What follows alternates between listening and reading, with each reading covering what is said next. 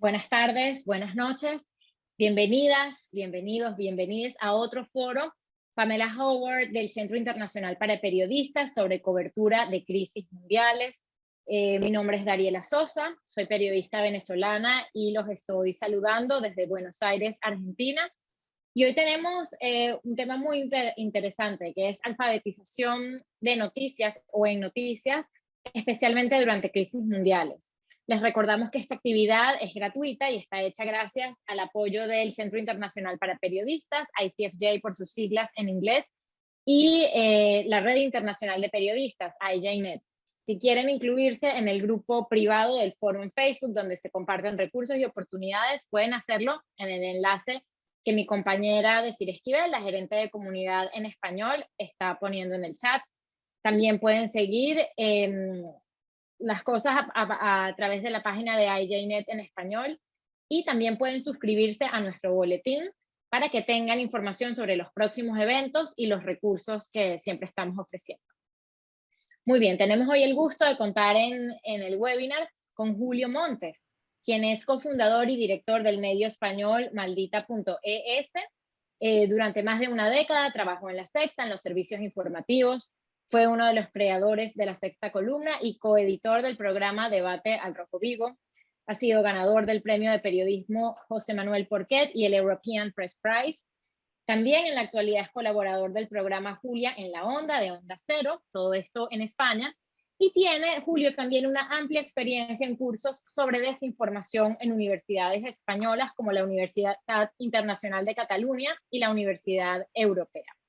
Julio, bienvenido, muchísimas gracias por acompañarnos hoy. Nada, sobre todo gracias a vosotros. La verdad es que yo ya sé un poco por dónde van a ir las preguntas, porque es esta cosa que tenemos los ponentes, que ya un poco sabemos por dónde va, y la verdad es que me parece súper interesante poder hablar de un montón de las cosas que nos planteáis, de la importancia de la alfabetización mediática y de la importancia de cómo a través de ella podemos defender la profesión, ¿no? Así es. Tú tienes experiencia periodística, como acabamos de comentar en tu biografía, en el campo, y también algo académico, ¿no? Y de teorizar un poco. Y bueno, estás muy actualizado con lo que es la alfabetización en noticias. Sin embargo, muchos de los que nos acompañan hoy quizás no la conocen. Es un concepto relativamente nuevo. ¿Por qué es tan importante la alfabetización en noticias en 2022? ¿Y cómo se come? ¿Qué es? Bueno, fundamental ahora mismo. Vivimos ahora mismo en un ecosistema desinformativo. Antes hablábamos de ecosistemas mediáticos hace años, ¿no? Ahora el mayor problema es que vivimos en un ecosistema desinformativo. No por culpa de los periodistas, sino por culpa de lo que se nos viene encima con los bulos, las mentiras y la desinformación. Al final, la alfabetización mediática lo que intenta es darle a la ciudadanía, por un lado, las herramientas para saber qué es lo que está consumiendo, si lo que está consumiendo es realidad, es noticia o no lo es, y también dar esas herramientas a los profesionales. Aquí no venimos a enseñar a los periodistas a hacer su trabajo, está claro, lo llevamos haciendo muchísimos años y lo llevamos haciendo bien, pero lo que intentamos es darle herramientas para que se enfrente con una problemática que no habíamos vivido hasta ahora, ¿no? Que es la problemática de la desinformación.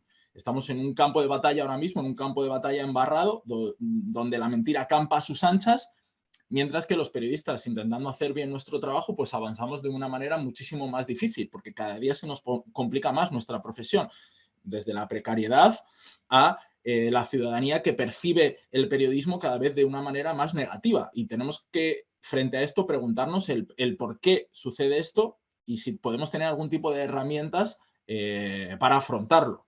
Si tomamos como base de que la mentira es la mayor enemiga del periodismo y que la mentira hay gente que la está utilizando como un arma, pues tenemos que tener claro que la gente que está utilizando la mentira como el arma es el enemigo del periodista y el enemigo de esta profesión, ¿no? Ahora mismo la desinformación es barata, eficaz, y los malos lo están haciendo muy bien y están muy coordinados. Y ante todo esto, nos tenemos que hacer una pregunta fundamental que seguramente durante la charla seré bastante pesado con ella, y es, ¿qué es un medio de comunicación? Antes, cuando estudiamos la carrera, es algo que en primero de carrera parecía que teníamos todos muy claro.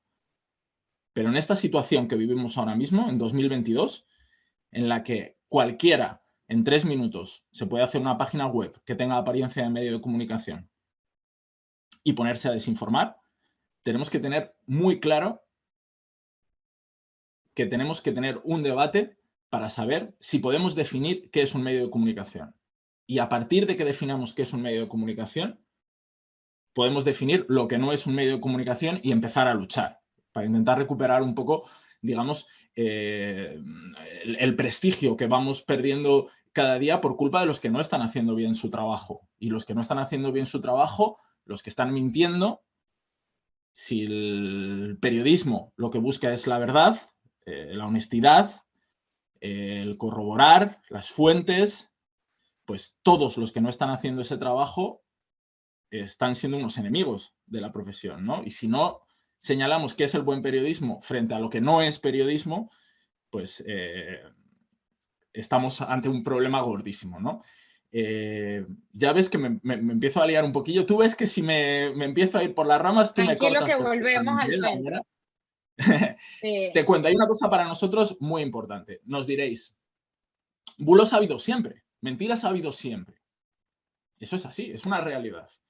Pero ¿quién podía mentir antes? ¿Quién tenía esa capacidad de mentir antes? Pues antes tenían capacidad de mentir pues los gobiernos, que tenían esa capacidad y que la siguen teniendo, los grandes poderes económicos, quien tenía poder sobre la ciudadanía, por ejemplo, la Iglesia o los grandes medios de comunicación. Tenían esa capacidad, la ejercieran o no.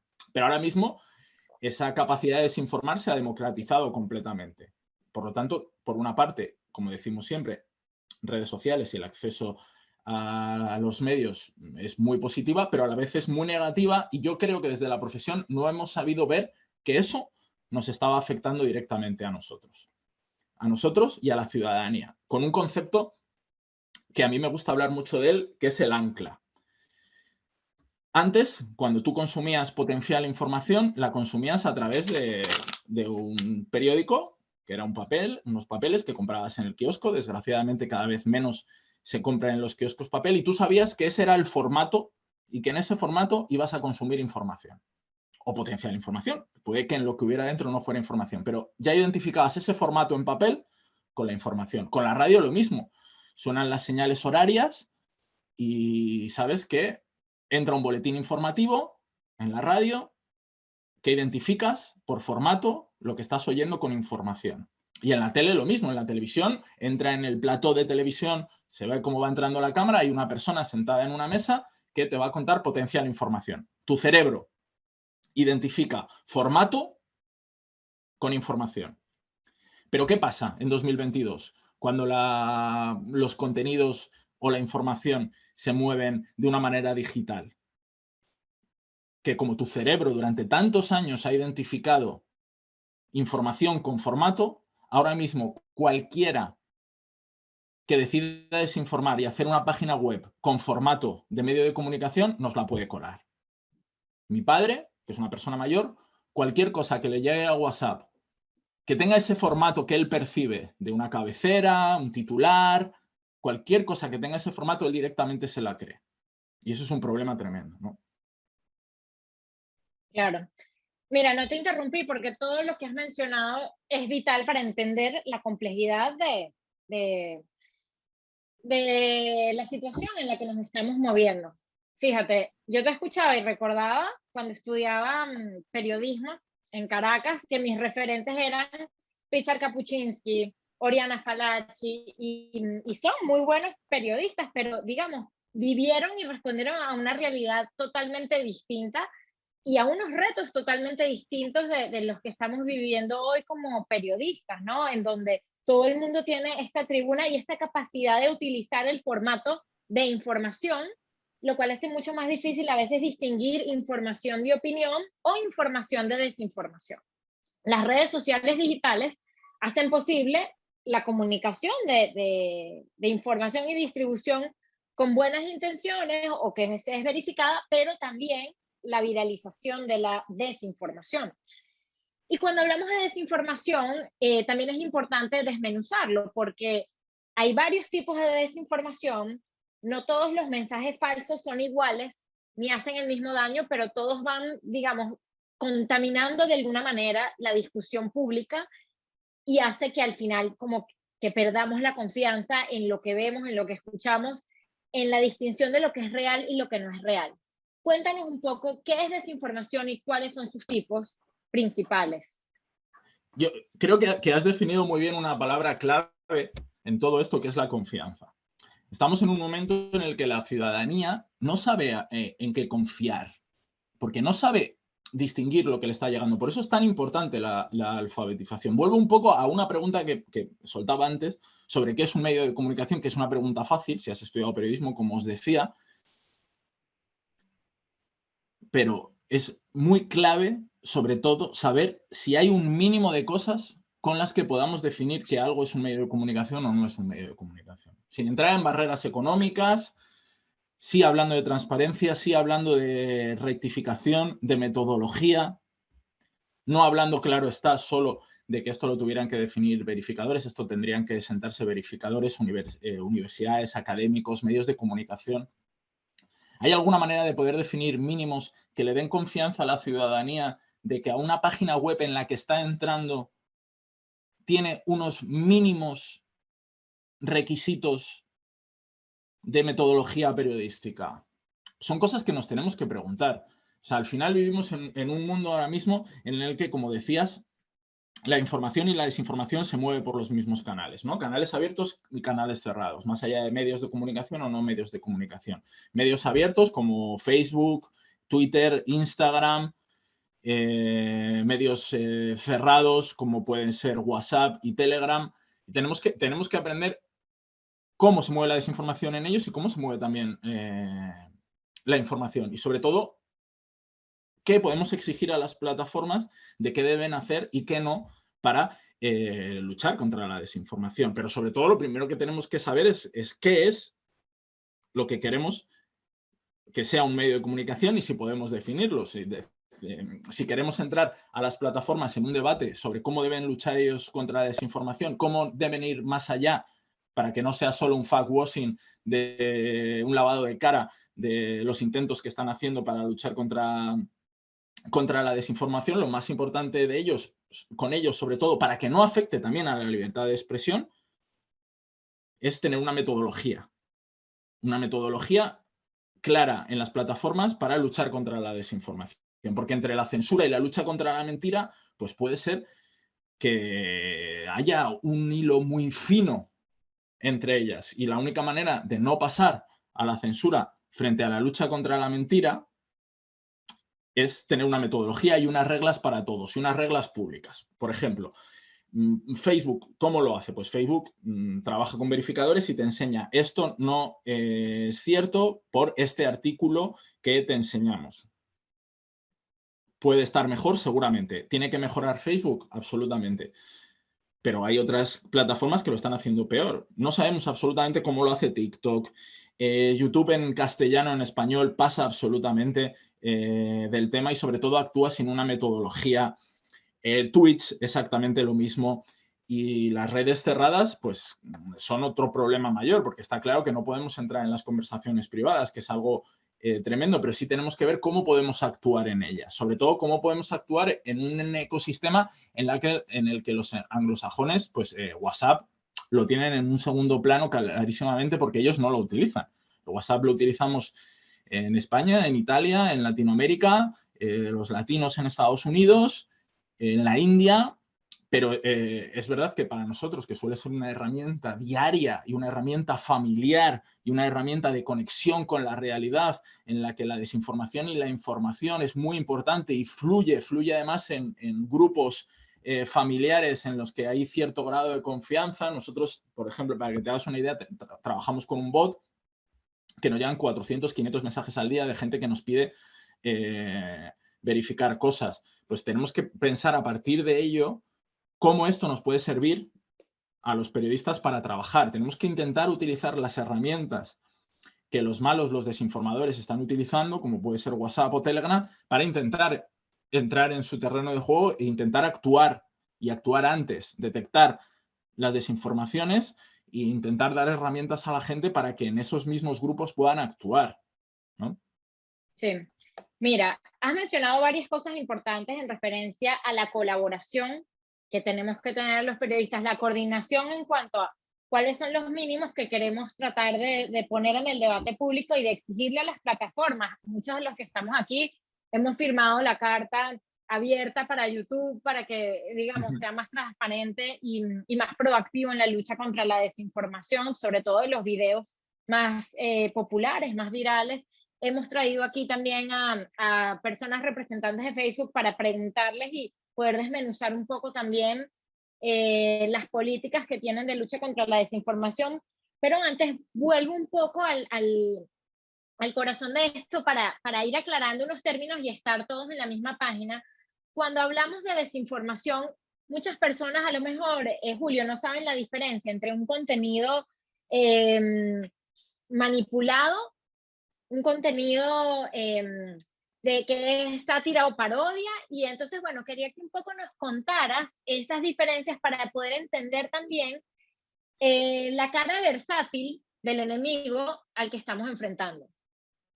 Sí, si te parece, hablamos un poquito. First Draft hace años hizo un poco un análisis de cuáles podían ser las categorías. Podemos hablar de ellas y también ir un poco más allá, porque, o sea, tenemos que pensar que estas categorías se hicieron hace unos años y que yo creo que hemos aprendido cosas que pueden hacer ver, con respecto a cómo trabajan los malos, que tenemos que cambiar cosas. Por ejemplo, si quieres, las vamos hablando una a una. Por ejemplo, sátira o parodia. Es una de las claves en las que habla First Draft. Es un contenido irónico que no tiene por qué buscar engañar, pero que puede tener ese efecto y hacer daño. Esto es importante porque muchas de las desinformaciones que se mueven, por eso intentamos utilizar este término de desinformación a veces frente a la mentira, que muchas veces nos dicen, ¿por qué no lo llamáis mentira? Bueno, muchas veces la mentira tiene una intencionalidad y cuando no puedes demostrar esa intencionalidad, sí que puedes decir que ese contenido está desinformando, porque no tiene por qué ser un contenido que activamente quiera desinformar, porque puede que no se haya creado con ello, ¿no? Con ese fin, ¿no? Por ejemplo, puede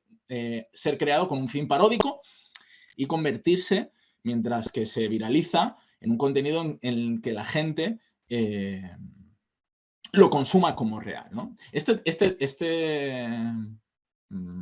Esto de la sátira y la parodia tiene una complicación en la valoración, porque es muy complicado valorar que no se busca engañar. Cuando First Draft hace esta categoría, que es una categoría que sigue siendo válida, no contaba con que muchos de los desinformadores en varios países, ante el trabajo de los verificadores y ante el señalamiento de sus mentiras, han decidido añadir a sus biografías o añadir a su aviso legal en las páginas web que son una parodia o que son contenido paródico. ¿Cómo actuamos ante ello? Porque ¿quiénes somos nosotros para decir qué es parodia o qué no es parodia? Es súper complicado. Y los malos se están aprovechando de ello. Hay una página web en Canadá que se llama Real Raw News, que cada día suelta una teoría de la conspiración nueva y que hizo exactamente esto.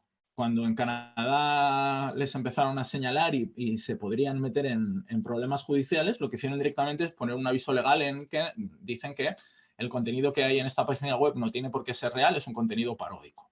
Y ya lo están haciendo muchas cuentas en Twitter. No sé si allí os está pasando. En España hay muchísimas cuentas que lo que hacen es crear perfiles que se dedican a desinformar y en su biografía directamente ponen que son una parodia, ¿no? Este sería, digamos, el primer punto que habla First Draft, que está muy bien buscado, pero que es cierto que tenemos que redefinir cosas, sobre todo porque los malos saben cómo enfrentarse a nosotros. Y el problema de la sátira y la parodia, que es algo muy democrático y que es súper necesario en cualquier sociedad, la sátira y la parodia, es que ¿quién es alguien para definir qué es parodia? ¿No? Es muy complicado. Claro, sí, bueno, y aprovecho de invitar a todos los que nos saludan en el chat desde Quito, Ecuador, Nuevo León, México, desde Honduras, a que nos cuenten si han visto casos de estos en sus países, de personas o agrupaciones que desinforman sistemáticamente y luego se amparan en la parodia. Como también he visto, por ejemplo, es parte de esta cultura globalizada que tenemos, que a lo mejor hay un medio colombiano, que los que viven en Colombia saben que hace este tipo de parodia y ya saben qué esperar, tienen las claves contextuales para interactuar con esa información, y a lo mejor me lo reenvían a mí, que vivo en Argentina, y me lo tomo en serio o me lo creo. Entonces, Claro. digamos, en el ecosistema hay muchas cosas pasando al mismo tiempo y se van, nada, o sea, se van adaptando estas formas de interactuar permanentemente con la información. Ahora, hablamos, no tenemos que hablar de todas las categorías tampoco, pero como para hacer Vale. Sí, varios niveles para los que están apenas hoy involucrándose con este tema. Por ejemplo, ¿qué es un contenido impostor? contenido impostor me parece importantísimo dentro de las categorías que hace First Draft y que además cada día lo vemos más. Es muy parecido al crecimiento que ha tenido la parodia, entre comillas. Como decías tú muy bien, al principio este contenido paródico, ¿qué era? Pues bueno, pues en España hay una cosa que se llama El Mundo Today, que llegaba a Argentina o llegaba a Venezuela y se podían creer ese contenido que en España tenía directamente una intención paródica. Los malos aprendieron que la parodia les podía servir como escudo para desinformar y directamente crearon medios solo hechos exclusivamente para desinformar. Pues con los impostores ha pasado un poco igual.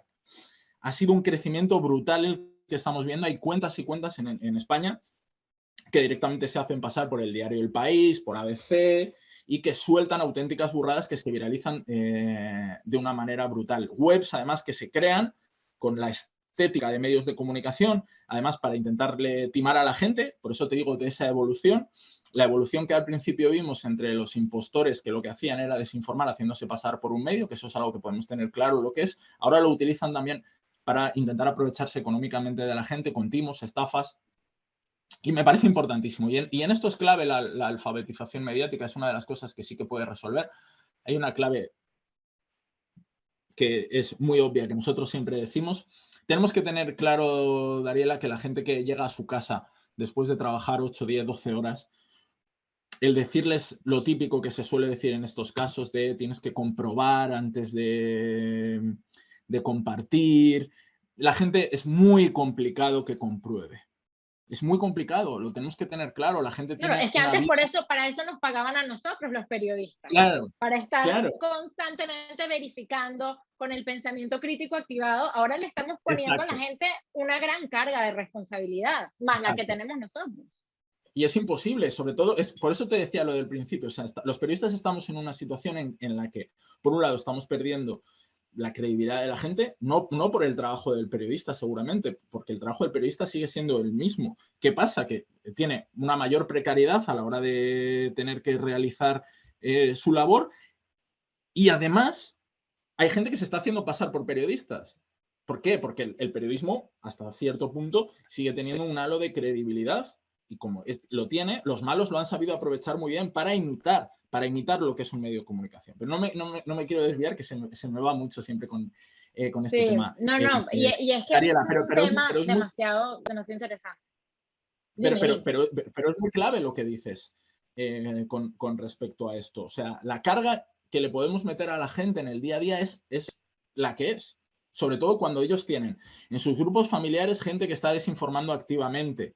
Porque los malos se han sabido coordinar muy bien en temas, pues, desde los antivacunas a cualquier tema que os podáis imaginar, están muy bien coordinados, inciden continuamente como la gota malaya en los grupos cerrados de WhatsApp de la familia, hasta crear dudas a cualquiera cuando tienes una persona que directamente todos los días te manda desinformaciones.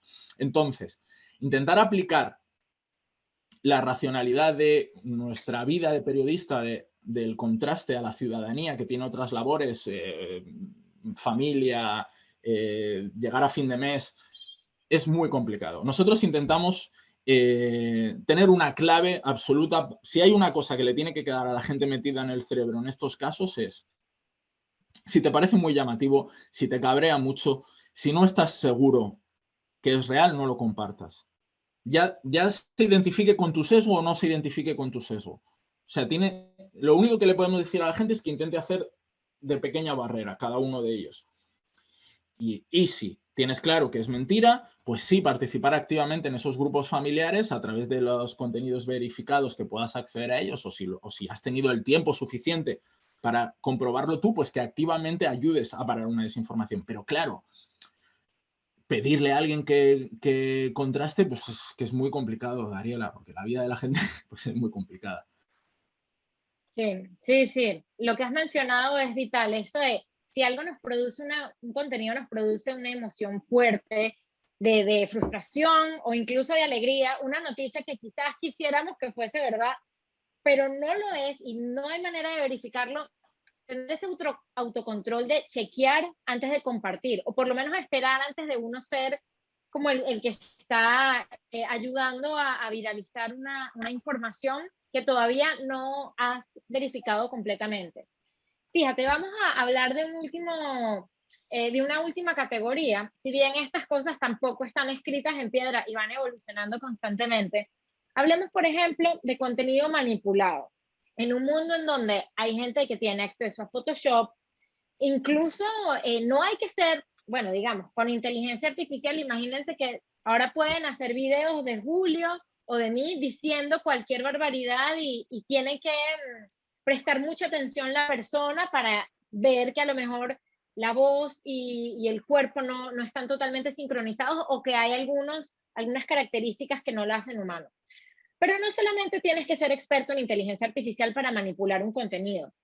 Voy a poner un ejemplo, un video de una rueda de prensa de Biden del 18 de febrero, en donde mencionaban a Ucrania. Todavía la invasión rusa no había ocurrido.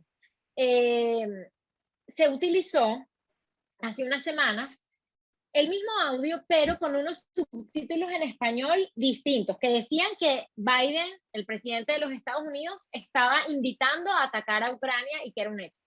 Para la gente que no sabe inglés o que a lo mejor no estaba prestando mucha atención al idioma, porque uno está acostumbrado a ir los subtítulos, voy a leer los subtítulos, ese video le estaba diciendo que Estados Unidos iba a entrar en guerra con Ucrania. Y bueno, y se hizo muy viral. Y al final era mentira. Y solo se necesitó alguien que empezara a poner unos subtítulos y que cuando Biden dijera Ucrania, también dijera Ucrania y logró muchísima credibilidad. ¿Cómo estamos haciendo? ¿Cómo nos protegemos de estos contenidos manipulados que pueden tener tanto impacto sobre lo que consideramos que es real? Yo creo que has definido muy bien la clave de todo esto. Hemos empezado hablando de inteligencia artificial y de cómo podría alguien crear un vídeo tuyo o mío, pero al final has derivado a lo que de verdad está ocurriendo. Y es que es muy fácil crear un contenido desinformador. Entonces, muchas veces, a mí en muchas entrevistas me preguntan por las deepfakes, por lo que se nos viene encima, pero la realidad es que nos están desinformando con las cheap fakes, con las desinformaciones baratas, porque es que es mucho más sencillo. Alguien que quiere manipular frente a hacer una deepfake de Biden, que puede tardar a lo mejor un día entero en crear algo que pueda ser pasable, ¿qué hace? Coge un vídeo de Biden y lo subtitula con unos subtítulos falsos y lo mueve. Alguien que ahora mismo nos estuviera viendo una charla me hace a mí una captura de pantalla y pone unos subtítulos falsos que dice que Julio Montes, y suelta una burrada y la mueve en Twitter, seguramente tenga repercusión y no necesita crear una deepfake. Por eso estamos en un momento de un ecosistema desinformativo en el que yo, que lo vivo día a día, seguramente tú, Dariela, también, al final estás en un barco en el que estás intentando con cubos que el agua, que no se hunda el barco, intentando tapar las desinformaciones, y te dicen de repente, cuidado, porque a lo mejor lo que estás haciendo pues no sirve, y al final el barco, mira, allí a 3 kilómetros pues tienes una roca que te puedes chocar. Bueno, mira, déjame que se me está hundiendo el barco, no me voy a preocupar ahora de la roca, que son las deepfakes, cuando en realidad nos están ganando los malos la batalla desinformativa con fakes simplísimos, simplísimos. O sea, cualquier cosa. Mira, hoy con el tema de Ucrania, si quieres que hablemos un poco de Ucrania, mira, se está moviendo una foto de Zelensky que dice que lleva una cruz de hierro nazi en una camiseta suya. Pues eso es súper fácil de hacer. Coges la foto de Zelensky, que es real, y dices, esa cruz que tiene Zelensky es una cruz nazi. 100.000 visualizaciones en el grupo de Telegram de Rafa Pal. Pues bueno, la realidad es que es una cruz de hierro eslava que lleva el ejército ucraniano, con el logo del ejército ucraniano ahí, que es la misma cruz que utilizan los rusos, porque los rusos también utilizan la cruz de hierro. Pero es súper sencillo desinformar. Entonces, no sé si lo has visto, que han intentado hacer una deepfake también de Zelensky, que está bastante poco currada y que se ve que no es él, pero han tardado, o sea, llevamos ya de guerra, empezó el 24, 21 días de guerra de Rusia contra Ucrania. Han tardado todos esos días en que salga algo parecido a una deepfake. Mientras tanto, nosotros en Maldita hemos desmentido 108 cosas que son muy fáciles de hacer, ¿no? Entonces, frente a lo que viene, que está claro que en un momento en el futuro será un problemón tremendo, las deepfakes, un problema que a saber cómo nos vamos a enfrentar a él, nos tenemos que enfrentar con lo mismo, con herramientas que nos puedan decir que es real o no, actuar rápido, tener comunidad que nos ayude a pararlo, pero al final lo que tú dices es que algo que te toca los sentimientos, algo que es unos subtítulos de Biden en el que dice que va a invadir, o sea, entrar en la guerra de Ucrania, pues no necesitan mucho más los desinformadores para engañarnos, ¿no? Así es. Rodrigo desde Facebook nos pregunta cómo actuamos para alfabetizar a nuestra audiencia. Rodrigo, eso lo vamos a dejar como para los 10 minutos finales de dar recomendaciones concretas de cómo como periodistas y comunicadores podemos bajar esto a la práctica, ¿no? En el día a día de nuestras redacciones, incluso en los contenidos que compartimos en redes sociales, pero para que sepas que estamos pendientes. Ivonne nos dice bueno, que claro, mucha gente también a veces comparte desinformación. Aquí no solo hay incentivos políticos de compartir desinformación, hay incentivos económicos de que a lo mejor pones algo que mucha gente quiere ver en YouTube y eso te reporta más dólares en tu cuenta para tu video.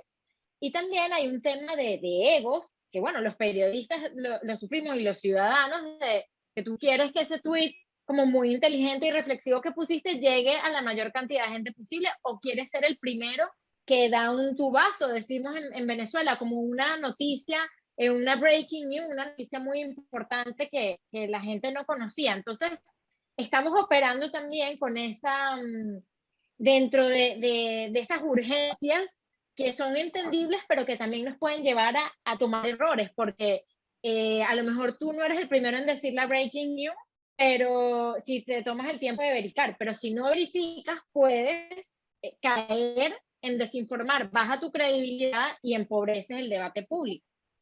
Y sí, finalmente, para volver a darle la palabra a Julio, perdón, para que no se me acumulen mucho los mensajes, fíjense que aquí Joel nos dice que, bueno, él escuchó por primera vez el término de alfabetización mediática en 2017 y pregunta si hay algún referente académico. Bueno, para empezar por la hablar última, de estas cositas y ahorita seguimos. Para empezar por la última, bueno, lo hemos introducido, FirstDraft lleva muchos años trabajando en este tema. Yo creo que lo está haciendo muy bien.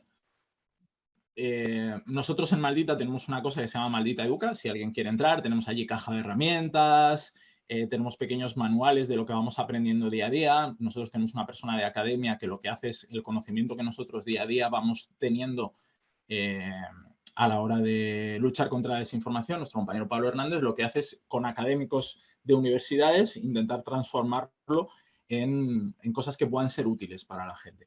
Al final, todo esto de la alfabetización mediática tiene mucho que ver con un aprendizaje por ambos lados, porque esto, al ser un fenómeno tan nuevo y la desinformación tan cambiante y que cada día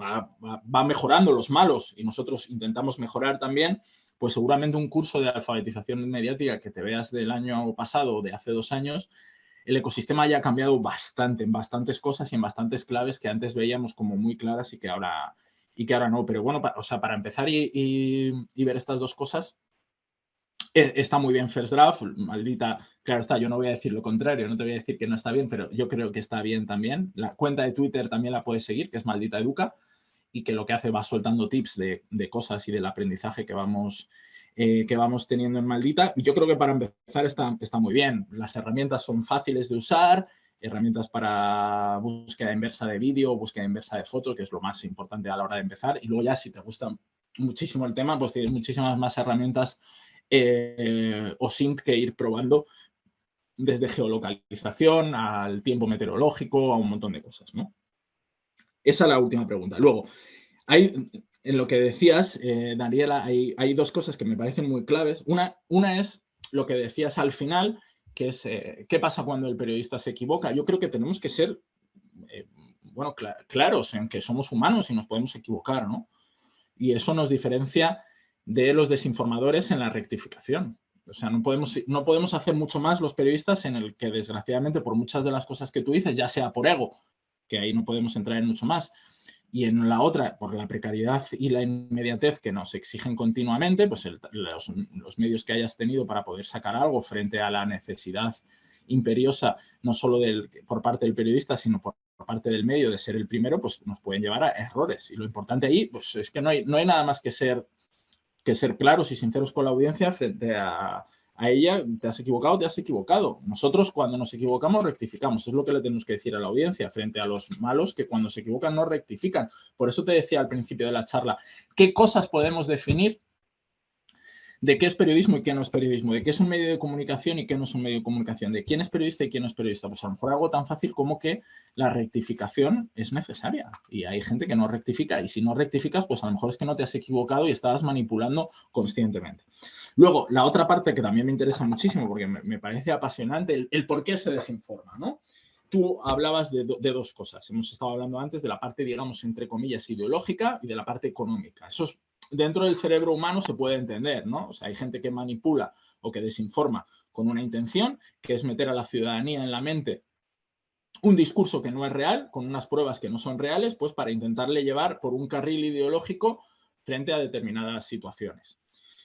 Y la económica, pues que te pinchen más, que en la elección entre Trump y Hillary fue muy claro lo que pasó en Montenegro con el caso de los chavales, que es uno de los más conocidos del pueblo de Montenegro, que se pusieron a la vez a hacer bulos y desinformaciones sobre Hillary y sobre Trump. Como vieron que las desinformaciones en contra de Hillary les reportaban muchos más clics que las desinformaciones en contra de Trump, derivaron todo su esfuerzo en hacer las desinformaciones en contra de Hillary. Y les daba igual quién ganara, lo que ellos querían era ganar pasta. Y por eso las desinformaciones las hicieron más en contra de Hillary. Y luego está un tercer punto de la desinformación que es muy complicada de definir y que a mí me parece muy interesante para aprender más de este fenómeno. Y es, por ejemplo, te pongo un ejemplo. En España hace un par de años hubo unos incendios bastante grandes en Galicia y en Asturias. Y de repente, según pasaba la noche, empezó a viralizarse muchísimo que en Vigo, una ciudad gallega, no se podía consumir el agua porque ya no era potable. Empezó a crear un miedo tremendo en la ciudad de Vigo, que la gente que también empezó a llegar que no se podía salir a la calle. A nosotros nos llamó corriendo el Ayuntamiento de Vigo para decirnos que era todo mentira, que por favor saliéramos rápido, que la gente estaba muy asustada. Ahí no hay una intención económica, porque era una cadena de WhatsApp. Tampoco parece que detrás de ello hubiera una intención ideológica, ¿no? Y como esto, hay muchísimas desinformaciones que seguro que os pueden venir a la cabeza, que no tienen nada que ver con un interés económico o ideológico, sino desinformaciones que se forman porque sí, no sabemos por qué, pero que tienen que ver mucho con el cerebro humano y cómo nosotros percibimos lo que es noticia y lo que no. Los miedos, bien, tienen mucho que ver con los sentimientos, como decías tú antes, Dariela, y me parece muy, muy interesante. Y además es que todo este campo, de verdad, estamos empezando a estudiarlo porque los malos nos llevan mucha ventaja porque ellos tienen unos objetivos claros, el del periodismo, el de los periodistas y el de los verificadores es esto que nosotros decimos, el que no te la cuelen, pero ellos tienen muchísimos intereses distintos y son muy buenos a la hora de intentar conseguirlos, ¿no? Sí, trabajan con nuestros sesgos, con nuestras fallas humanas a favor, ¿no? A veces se prefiere una respuesta simple que algo que es más complejo, pero que es correcto, algo que no podemos explicar bien. Así que bueno, fíjense, otra de las cosas que queríamos hablar hoy es del tema de las burbujas de filtro, ¿no? O sea, de cómo el algoritmo nos va mostrando los contenidos que solemos consumir más o con los que interactuamos más. Y bueno, eso nos pasa como periodistas, les pasa a los ciudadanos. Si ni siquiera tienes conciencia de que estás dentro de una burbuja, ¿cómo haces para tener una visión del mundo un poco más compleja, para salir de ella, así sea de vez en cuando? Es súper complicado. Yo creo que este es uno de los grandes debates porque además es uno de los grandes objetivos de los desinformadores y que además, desgraciadamente, va en consonancia con algo que es muy importante para las plataformas, que es que te mantengas mucho tiempo en ellas, que te creen sentimientos, que quieras responder, que quieras estar ahí. Entonces, por eso es tan complicado, porque nosotros los periodistas en todo esto estamos como en el medio intentándolo hacer bien frente a un montón de cosas que solo están en nuestra contra. Como si estuviéramos en medio de una tempestad. Por un lado está la tormenta de los desinformadores, que lo que buscan es crear comunidades muy unidas, que no se cuestionen absolutamente nada, que tienen mucho que ver con las sectas. Hay un youtuber en España que se llama Carlos Tamayo, que trabaja mucho el tema de las sectas. Y al final, un día hablando con él, todo esto de los desinformadores, lo que buscan es exactamente lo mismo que buscan las sectas. Lo que buscan los desinformadores contra las vacunas es exactamente eso. Son grupos cerrados en los que cualquier cosa que no venga de esos grupos sea tomada como falsa, que sean además gente que esté comprometida con una causa, que es la causa desinformadora, y que sean activos y soldados de esa causa. Y al final, ahí tenemos un problema tremendo. Nosotros tuvimos que tomar una decisión en medio de la pandemia, y era que no podíamos, por tiempo vital, no podíamos entrar a responder ni intentar convencer a los que creían, por ejemplo, que la COVID no existía, de que la COVID existía. Algo tan obvio. Pues no podíamos entrar porque ellos están absolutamente tan en su secta y tan convencidos de determinadas cosas que ya no puedes convencerles. Han llegado a un punto de no retorno informativo. Y tenemos que ser conscientes de ello, aunque suene súper fuerte. O sea, hay gente que ha llegado a un punto de no retorno informativo, en el que no le vamos a volver a lograr convencer de que los periodistas estamos intentando hacer bien nuestro trabajo. Les han logrado cooptar y están en su secta y va a ser imposible sacarles de ella. ¿Qué pasa? Que esta gente está impactando cada día en gente que no tiene una posición tomada, que no tiene tiempo para tomar posiciones, que no tiene tiempo para informarse. Lo que decíamos antes cuando hablamos de comprobar a la gente.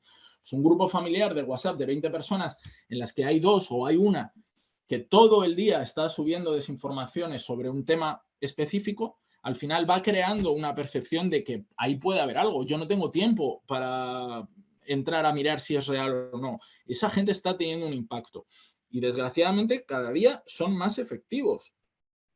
Y por eso te digo que es un problema tan importante el de las burbujas, como decías tú, ¿no? Porque por un lado tenemos esto, tenemos el ejército desinformador, digamos, y por el otro lado tenemos plataformas que saben que este tipo de cuestiones hacen que esta gente se quede en las plataformas, que el debate, sea desinformador o no, hace que te quedes en su plataforma, que la indignación hace que te quedes en su plataforma, y al final ellos lo que buscan es que los bandos estén enfrentados.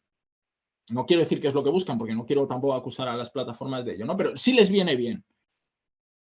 Sí, porque Sí bueno, hay más interacción, hay más likes, hay más tiempo que pasas allí, o sea, hay unos incentivos que son beneficiados. Igual, probablemente no te gusta que la calidad del debate sea tan pobre, pero sí, es bien complicado. Y fíjate, para introducir el tema también de las fuentes de información, hablemos de un caso concreto de la guerra en Ucrania.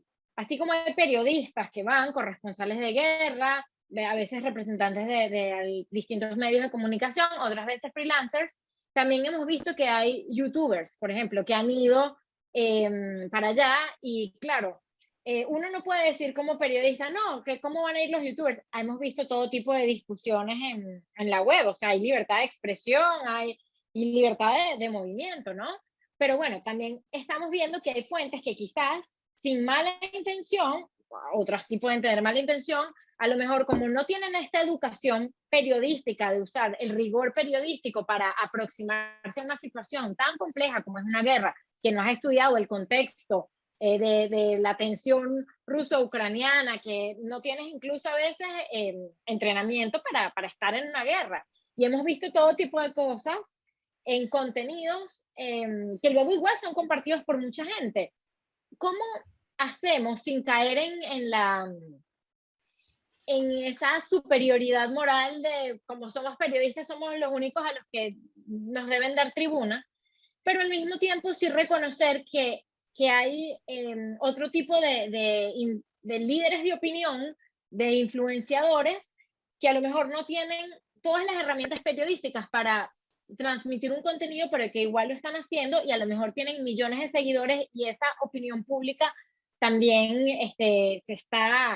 están impactando en la opinión pública. ¿Cómo hacemos para insertarnos de manera inteligente en esta discusión sin quitarle la libertad de expresión a quienes las tengan, pero también tratando de rescatar el valor del ejercicio periodístico a la hora de entender un conflicto.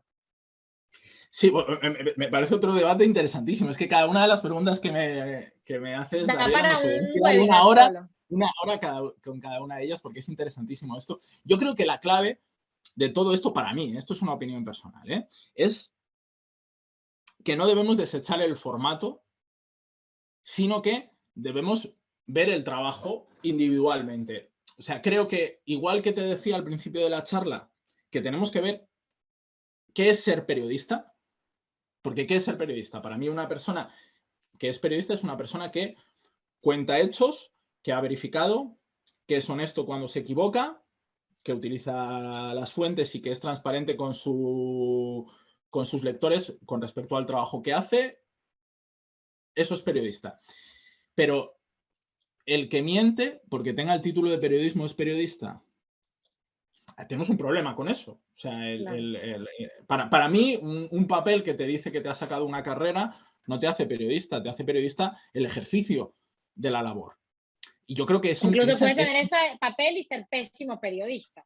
Claro, no serlo directamente, porque si tú mientes, si tú tienes una web creada en España, hay varias personas muy conocidas entre el público español que tienen el título de periodismo y que van a tertulias y que directamente son herramientas desinformadoras absolutamente. ¿Eso es un periodista? Para mí no. Habrá para otros que sí que lo sea, porque hay gente que el título te hace periodista, no. Para mí, periodista te hace el cómo ejerces tu labor día a día. Pero tenemos un problema con ello porque no lo tenemos definido. Entonces, como no lo tenemos definido, cualquier persona se puede autonombrar periodista. Que no pasa con ninguna otra profesión, sobre todo tan importante como el periodismo, en la situación mediática desinformativa en la que estamos viviendo. A nadie se le ocurre que cualquiera pueda nombrarse abogado, pueda nombrarse médico, y sin embargo, periodista se puede nombrar cualquiera. Y está bien que cualquiera se pueda nombrar periodista si está ejerciendo el periodismo de verdad. Entonces, nos tendremos que sentar a ver qué es periodismo, qué es el ejercicio del periodismo, cuáles son los mínimos que debe ejercer. ¿Puede haber algún órgano académico de los medios que pueda mirar si tú estás cumpliendo la praxis periodística en el desarrollo de tu profesión? Como te decía antes, el error es humano. La manipulación nos daña a todos. Y yo creo que esto mismo se debe mirar con los youtubers y con los que ejercen. Primero, cómo se autoproclaman o no, si dicen que son periodistas o no, y ver su trabajo. Hay gente que en YouTube, como otro formato que está haciendo periodismo. Y esa gente, al contrario que desecharla, nos la tenemos que atraer, porque ellos sí están logrando llegar a un público que nosotros no estamos logrando llegar. Y a los que no, pues lo mismo que con los que están ejerciendo mal nuestra profesión, lo que tenemos que decir es, señores, esto no es periodismo. El problema para mí es que durante mucho tiempo hemos vivido en una situación en la que no hemos necesitado definir qué era periodista o qué no era periodista porque no estábamos viviendo una situación como la de 2022 actual, de pandemia, guerra, desinformación por todos los lados, sobre todo porque una cosa que nosotros siempre hemos hecho durante generaciones y generaciones, que es ser el ancla de la ciudadanía ante todos los mensajes que le llegaban, ya fueran mensajes políticos, mensajes económicos. Nosotros éramos ese ancla en la que el ciudadano se acercaba a ver si era verdad o no. Yo creo que esto me lo aplico también a mí como debe en nuestra labor. No hemos sabido defender la importancia de esto, y creo que no lo hemos sabido defender porque se nos han colado por todos los lados. Es como si de repente en la profesión médica de repente hubieran entrado miles y miles de personas que decían que eran médicos a los hospitales, y de repente se han puesto a matar gente en los hospitales, y de repente, pues claro, la ciudadanía ha dicho, hostia, no voy a los hospitales porque es que, claro, allí te coge un mal médico y te mata. Bueno, pues es que no es un médico, señores. No es que sea un mal médico, es que no es un médico. Tú puedes ser un mal periodista con respecto a que te puedes equivocar demasiadas veces en tus informaciones, pero puedes tener esa intención de ser periodista. Entonces puedes tener, para mí, la etiqueta de periodista. Bueno, eres mal o peor periodista, igual que puedes ser mal médico o mejor médico. Pero es que hay gente que directamente no es periodista. Esto claro. Perdóname que me enrollo mucho con este tema y que además no tiene ninguna solución. Esto es un poco de debatir entre nosotros y tal, pero, o sea, es cierto que si de verdad queremos mejorar todo esto, tenemos que ponernos a plantear si hay maneras. Ya te digo, que no entren, por supuesto, los poderes públicos ni los políticos a definir en ningún momento qué es real, qué no, quién es periodista y quién no. Pero dentro de la profesión, con académicos, verificadores, periodistas con muchísimos años de profesión que se pudieran sentar y decirnos, vamos a ver si hay algunos mínimos. Esto, que yo sé que es utópico y que no va a suceder nunca, pues en realidad, mientras no podamos definir qué es periodismo y qué no es periodismo, pues se nos van a colar por todos los lados.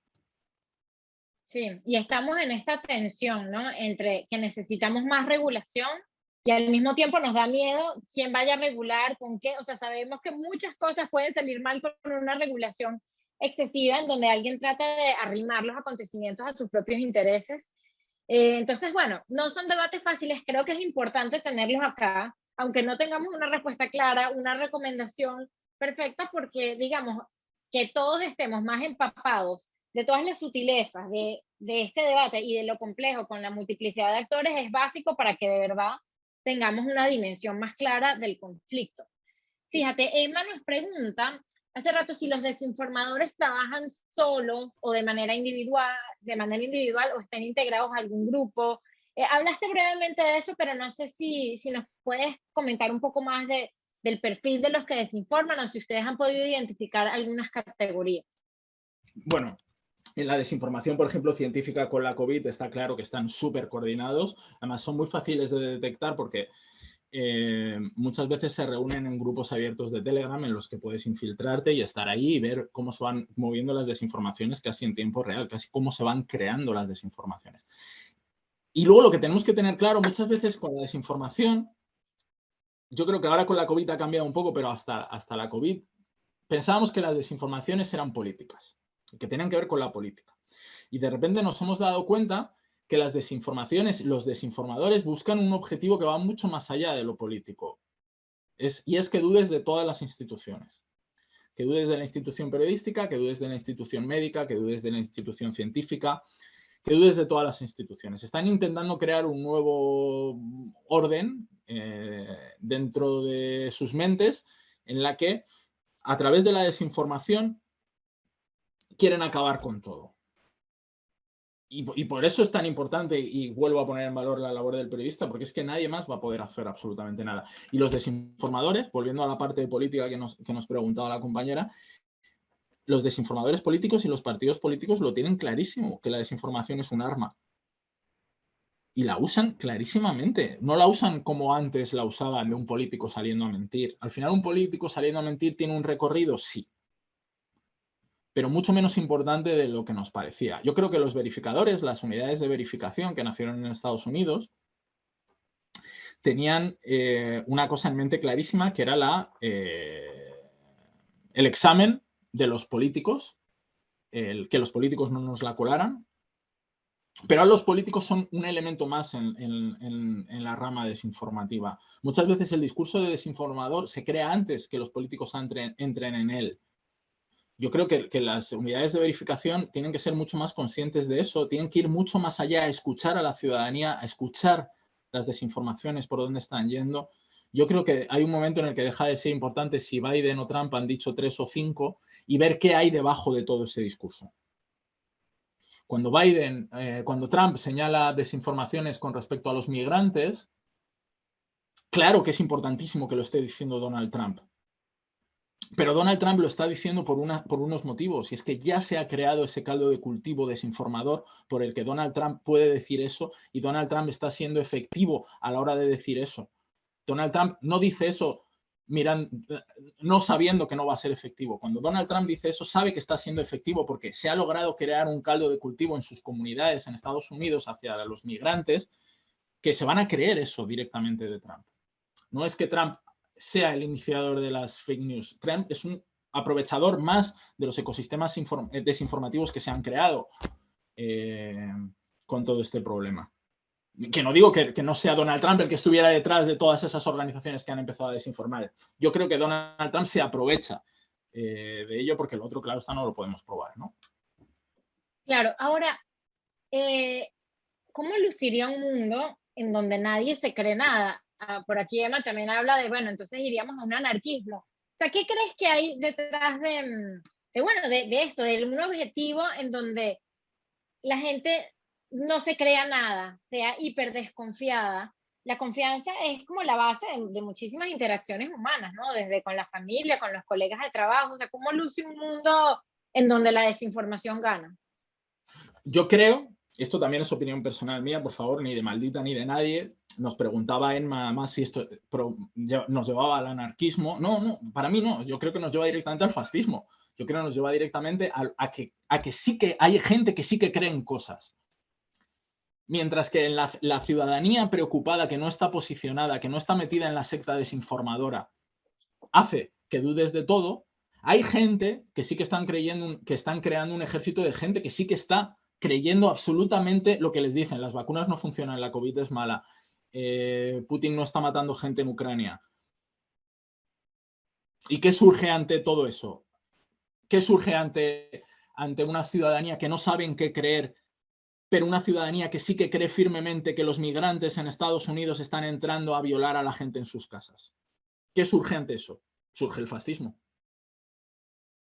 Pero esto, como te digo, es opinión súper personal mía, ¿eh? O sea, Claro, que no, no... no, y está bien, porque no queremos tampoco que estas conversaciones sean una cosa en donde no nos podamos salir de representar a Maldita o a ICFJ. Y justamente por eso tengo aquí ya como la última pregunta, ¿no? Que va un poco con lo que nos comentaba Rodrigo de cómo alfabetizar a la audiencia y que también los invito a poner en el chat, o sea, ideas que podamos compartir con colegas en otros países de qué podemos hacer para luchar de manera más eficiente y más rápida y más ágil contra las desinformaciones que se producen y que circulan muy rápido. Entonces, bueno, Sí, Julio, ¿qué cosas se te ocurren que podemos hacer desde nuestra cotidianidad?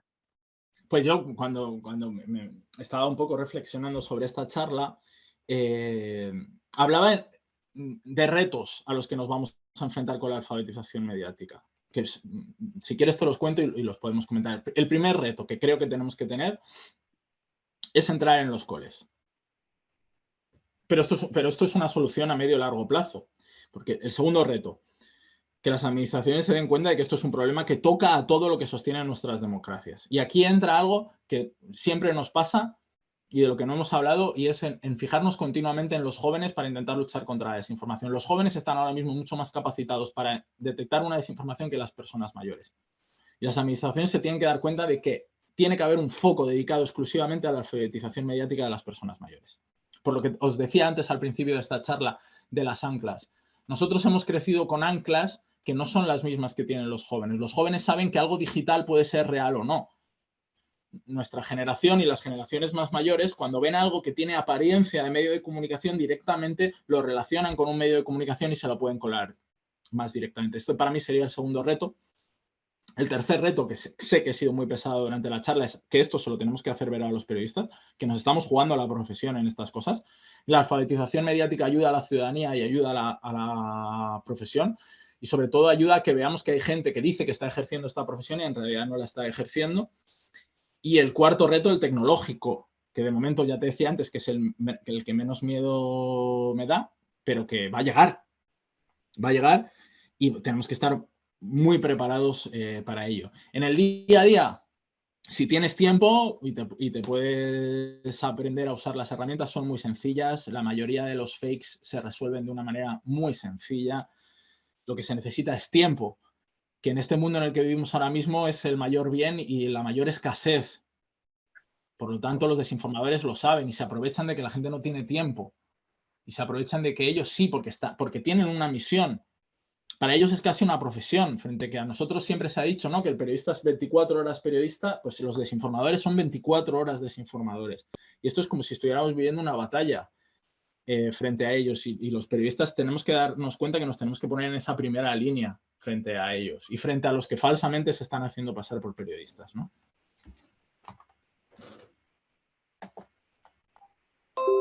Así es. Escuchando y ustedes sí me están escuchando. Aquí Andrés nos dijo que, bueno, tiene algo de pesimismo con respecto a llegar a un punto de no retorno informativo. Andrés, bueno, obviamente que aquí estas conversaciones sumamente complejas pero que la idea no es desanimarnos, sino más bien estar conscientes del tamaño del reto que tenemos, buscar soluciones creativas e innovadoras para poder lograr, Uy, digamos que es un momento histórico muy complejo para tener el oficio o la profesión que tenemos, pero al mismo tiempo nunca había sido tan pertinente lo que podemos hacer.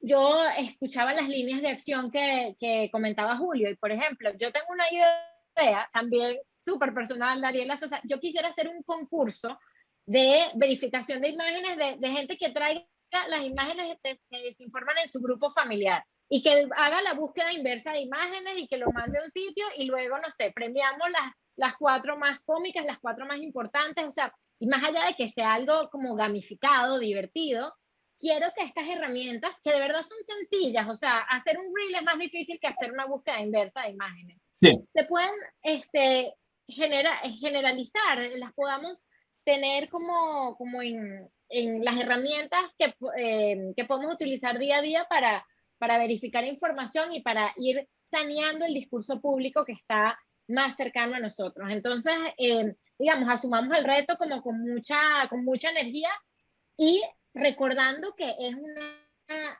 cosa de una gran magnitud, pero que no estamos solos. Y tenemos estas redes como el Centro Internacional de Periodistas, como IJNet, y muchísimas unidades de verificación que están haciendo no solamente el mejor trabajo posible en sus países, sino coordinados. Está la Red Internacional de Verificadores de Datos, en donde se trata de no duplicar esfuerzos. Por ejemplo, Maldita, entiendo que es parte de ellos y hay cosas en varios idiomas y colaboraciones que nos van a permitir tener muchísimo más impacto. Entonces, bueno, Julio, te agradecemos muchísimo la conversación hoy, tu dedicación, tu energía y bueno, sigue trabajando y síguenos contando qué están haciendo para luchar contra la desinformación en España y en el ecosistema en español. Mil gracias por acompañarnos. No, muchas gracias a vosotros, Dariela, sobre todo a ti por este rato. Estoy absolutamente de acuerdo con esto. No quiero que quede pesimismo en ello, sino el reto por delante. Además, con algo que tú enfocas muy bien, comunidad, crear a través de la gamificación. Nosotros en Maldita lo intentamos, tenemos desde el máster a Maldita Educa, lo intentamos de todos los medios posibles. Lo que tenemos que tener claro es que el reto está ahí y eso ya para mí es una batalla ganada si logramos convencer a la gente de que hay que darla esa batalla porque otros ya la están dando. Entonces, si otros ya la están dando, nosotros tenemos que espabilar y mucho. Así que, pues eso, muchas gracias por este rato, Dariela, y eso, que hasta la próxima. Claro que sí. Muchísimas gracias a todos por conectarse, por compartir sus ideas, por IJNet en el canal de Facebook y por aquí en Zoom. Un abrazo. Esto va a estar disponible en YouTube a partir de mañana y los invitamos al canal de IJNet en español para que vean todos los eventos del Foro de Cobertura de Crisis Mundiales Pamela Howard del ICFJ, el Centro Internacional de Periodistas. Feliz tarde, feliz noche, cuídense mucho y nos vemos pronto. Gracias.